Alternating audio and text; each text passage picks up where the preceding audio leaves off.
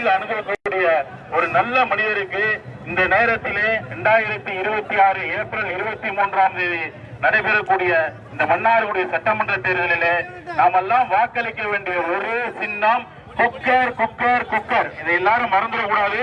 Cooker சின்னம் நமது சின்னம், குக்கர். நமது வேட்பாளர் பாசமிகு பண்பாளர் அண்ணன் எஸ் காமராஜ் அவர்கள், அவரோடு முன்னாள் நகரமன்ற தலைவர் பாசமிகு தலைவர் அண்ணன் எஸ் சிவா ராஜமாணிக்கன் அவர்களும் இங்கே உங்களிடையே வாக்குகளை கேட்டு வருகின்றிருக்கிறார். அண்ணன் மலர்வேந்தன் அவர்களும் மற்றும் ஏனைய நிர்வாகிகள் வருகின்றிருக்கிறார்கள்.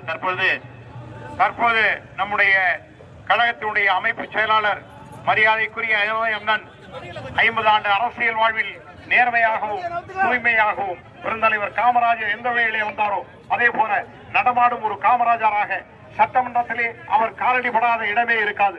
அதே போல நம்முடைய முன்னாள் உணவு அமைச்சர் திரு ஆர் காமராஜ் அவர்கள், அண்ணன் சிவா ராஜமாணிக்கம் அவர்கள், திரு எஸ் காமராஜ் அவர்கள் இந்த தொகுதியிலே இருக்கிற வீடுகளுக்கு ஒரு 20,000 நிகழ்ச்சிகள் 30,000 நிகழ்ச்சிகள் ஒவ்வொருவரும் சென்று கலந்து கொண்டிருக்கிறார்கள். சிவராஜமாணிக்கத்தண்ணன் ஒரு 30,000 வீடுகளுக்கு சென்றிருப்பார்கள். அதே போல எஸ் காமராஜ் அவர்கள் 30,000 வீடுகளுக்கு நம்ம தொகுதியிலே சென்றிருப்பார்கள். அதே போல ஆர் காமராஜ் அவர்கள் ஒரு 30,000-40,000 வீடுகளுக்கு நம்முடைய தொகுதியிலே நல்லது கெட்டது எல்லாருக்கும் வந்திருக்கிறார்கள். இங்கேயே சுற்றி சுற்றி வருகிற எங்களுக்கு நீங்கள் வாக்களிக்க வேண்டும் என்று உங்களை பணியோடு கேட்டுக்கொண்டு இன்றைய தினம் நம்முடைய மரியாதைக்குரிய அண்ணன் சிவா ராஜமாணிக்கம் அவர்கள் வாக்கு கேட்டு உரையாற்றுவார்கள். நன்றி, வணக்கம். அன்பார்ந்த மன்னார்குடி தொகுதி சட்டமன்ற தொகுதிய வாக்காளர் பெருமக்களே, இங்கே இன்றைக்கு வேட்புமனு தாக்கல் செய்வதற்காக நம்முடைய அருமைச்சோர் எஸ் காமராஜ் அவர்களுக்கு ஆதரவாக இந்த பேரணியிலே கலந்து கொண்டிருக்கிற தேசிய முற்போக்கு கூட்டணியுடைய அனைத்து தலைவர்களே, செயல் வீரர்களே, செயல் வீராங்கனைகளே, வருகின்றிருக்கிற பெரியோர்களே, நண்பர்களே, உங்கள் அனைவருக்கும் என்னுடைய பணிவான வணக்கத்தை தெரிவித்துக் கொள்கிறேன்.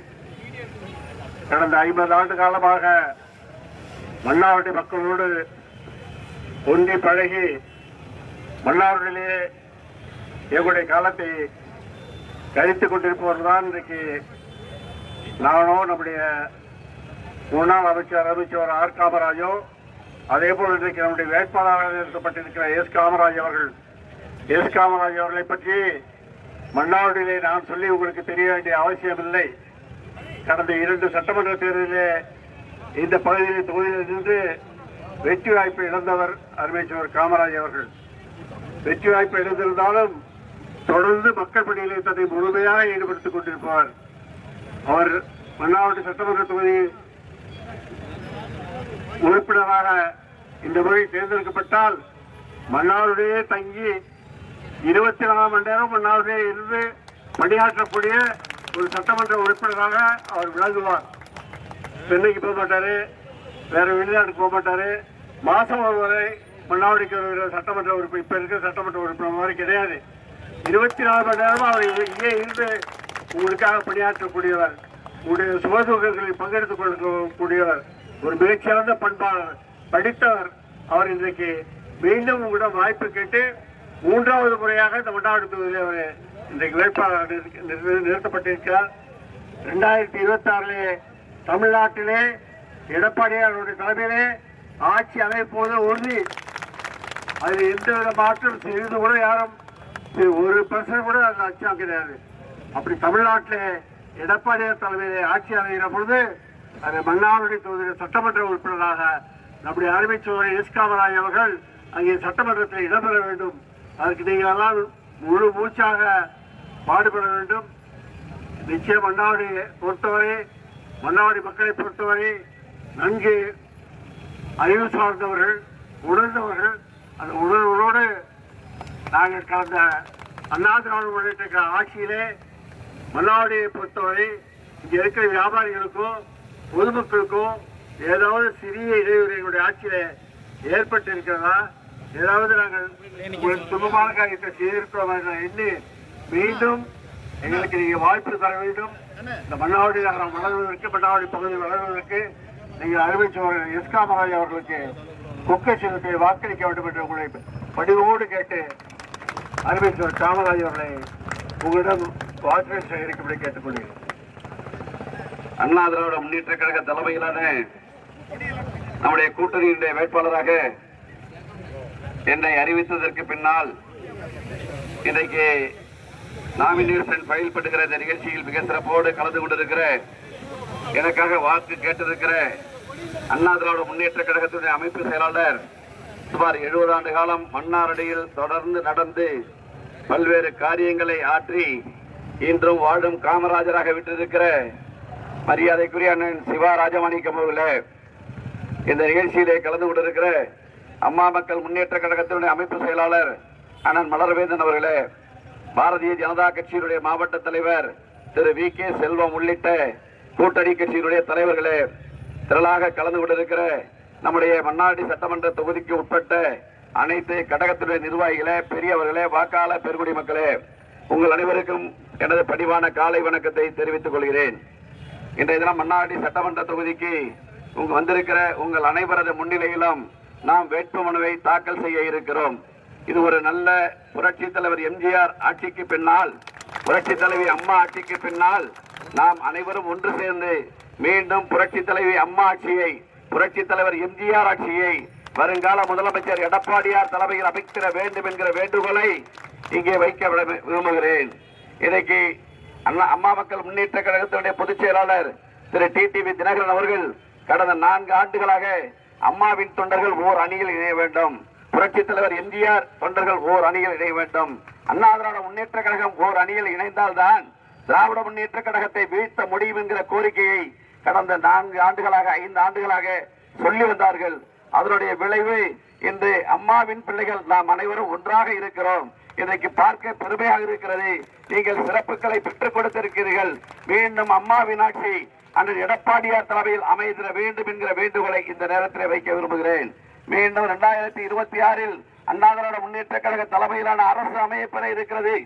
அன்றைக்கு நம்முடைய அண்ணா திராவிட முன்னேற்ற கழகத்தினுடைய மாவட்ட கழக செயலாளர், நன்னிலம் சட்டமன்ற உறுப்பினர், வருங்கால அமைச்சர், அவர் முதலமைச்சர், இவர் அமைச்சர், அப்படி ஒரு சூழல் வரும்போது மன்னார்குடி சட்டமன்ற தொகுதியை நாம் கைப்பற்றியே ஆக வேண்டும் என்கிற கட்டாயத்தில் இருக்கிறோம். அதை நீங்கள் நிறைவேற்றிக் கொடுக்க வேண்டும் என உங்களை அன்போடு கேட்டுக்கொள்ள கடமைப்பட்டிருக்கிறேன். நான் 2 தேர்தலில் வெற்றி வாய்ப்பை இழந்திருக்கிறேன்.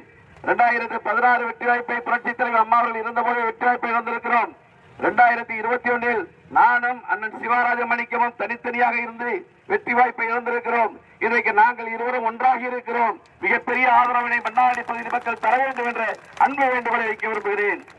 நாங்கள் உண்மையாக, நேர்மையாக புரட்சித் தலைவர் எம்ஜிஆர் காட்டிய வழியில், புரட்சித் தலைவி அம்மா அவர்கள் பயணம் செய்த வழியில் மீண்டும் எடப்பாடியார் தலைமையின் ஆட்சி அமைத்திட வேண்டும் என்கிற வேண்டுகோள் வந்திருக்கிறோம். நீங்கள் எங்களுக்கு ஆதரவு தர வேண்டும். 2 முறை வெற்றி வாய்ப்பை இழந்த நான், மன்னார்குடி பகுதிதான் என் உயிர் மூச்சு, மன்னார்குடி தான் என் உயிர் மூச்சு என்று அனைத்து நிகழ்வுகளும் கலந்து கொண்டிருக்கிறேன்.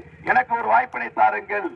நான் உண்மையாக, நேர்மையாக மன்னார்குடியிலேயே 24 மணி நேரம் தங்கி இருந்து, நான் சென்னைக்கு செல்ல மாட்டேன், நான் டெல்லிக்கு செல்ல மாட்டேன், நான் வெளிநாடுகளுக்கு செல்ல மாட்டேன். மன்னார்குடியில் தங்கி இருந்து மன்னார்குடி பகுதி மக்களுக்கு உழைப்பதுதான் எனது ஒரே நோக்கம் என்று கொண்டிருக்கிறேன். எனக்கு ஒரு வாய்ப்பினை தாருங்கள். இன்னைக்கு உலக அரங்கில் இந்தியாவை வல்லரசு நாடாக ஆக்கி இருக்கிற பாரத பிரதமர் மோடி, இந்த 4 வருஷத்துக்கு அவர் தான் பாரத பிரதமர், யாராலும் மாற்ற முடியாது. வர இருக்கிற அரசு அண்ணா திராவிட முன்னேற்ற கழக தலைமையிலான அரசு, எடப்பாடியார் முதலமைச்சர், அண்ணன் காமராஜ் உணவுத்துறை அமைச்சர்.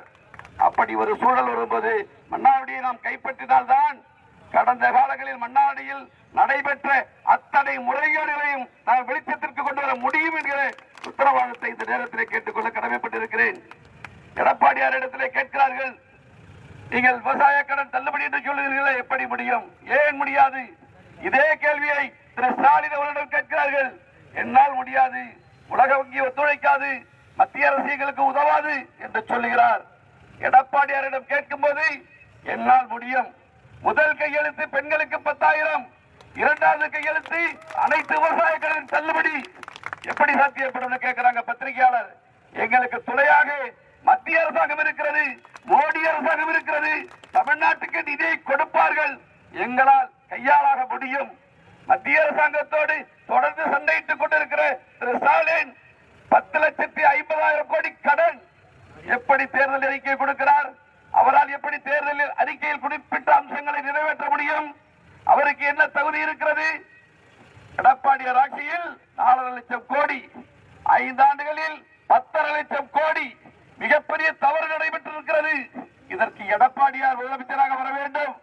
மத்திய அரசு திரு மோடி அவர்கள் அனைத்து தவறுகளையும் கையில் எடுத்து அவர்களை சிறைக்கு அனுப்புவது உறுதி. அதற்கு நீங்கள் மன்னார்குடி சட்டமன்ற தொகுதியை மீண்டும் பெற்றிட வேண்டும். மன்னார்குடி சட்டமன்ற தொகுதியை பொறுத்தவரை நமக்குத்தான் உரிமை இருக்கிறது. அண்ணன் சிவாராஜமணிக்கு உரிமை இருக்கிறது, எனக்கு உரிமை இருக்கிறது, திரு ஆர் காமராஜ் அவர்களுக்கு உரிமை இருக்கிறது.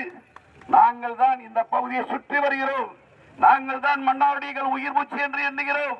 நாங்கள் மாதத்திற்கு ஒரு முறை, 6 மாதத்திற்கு ஒரு முறை மன்னார்குடி வருபவர்கள் அல்ல. மன்னார்குடி சட்டமன்ற உறுப்பினர் பூட்டப்பட்டிருக்கிறது. மன்னார்குடி சட்டமன்ற உறுப்பினர் அலுவலகம் மீண்டும் உங்கள் அத்தனை பேர் துறையோடும் திறக்கப்பட வேண்டும். அதற்கு நீங்கள் உறுதியாக இருக்க வேண்டும். எனக்கு குக்கர் சின்னத்தில் வாக்களிக்க வேண்டும். நான் 2 முறை வெற்றி வாய்ப்பை இழந்திருக்கிறேன். 3வது முறையாக தேர்தல் நிற்கிறேன்.